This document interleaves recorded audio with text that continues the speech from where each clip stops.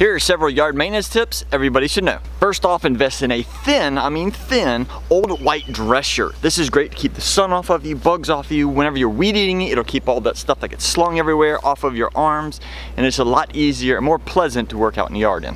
Hedge trimmers are great for hedges, but if you have a fence line like I do, I have weeds and briars and everything grow along this, using your hedge trimmer along that makes it really quick and easy work.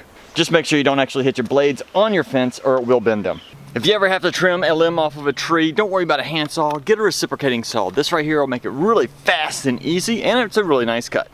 Whenever you're on your mower, a great tool to have is one of these little grabby tools. This is a great way to, so you don't have to get off your mower, you can pick stuff off the ground, you can move limbs that are hanging in your way. It's a great little tool to have.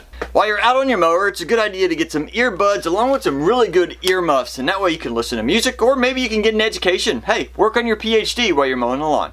Make sure you know the type of grass you have, because if you use the wrong weed and feed, you can accidentally kill it. Two things to remember when you're dealing with fuel. I'd highly suggest using non-ethanol fuel for all of your yard maintenance tools, just because some of them are not designed to have that ethanol in them.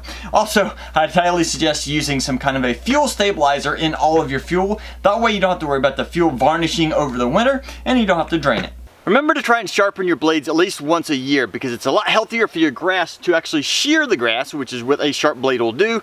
Otherwise, it'll actually tear the grass, which could hurt it. If you use a weed eater, for a smaller yard, you could probably use an electric version. They are pretty handy. But for a large yard like I have, I'd highly suggest getting a gasoline powered. They last a lot longer, and you don't have to worry about charging in the middle of your work. Whenever you get done using your mower, I highly suggest getting some type of a leaf blower and blowing it off. This will do two things. One, it'll get rid of all that loose grass so it doesn't stick to it and just look nasty. And two, it'll allow you to actually circle the mower, make sure there's not any damage or any repairs you need to do.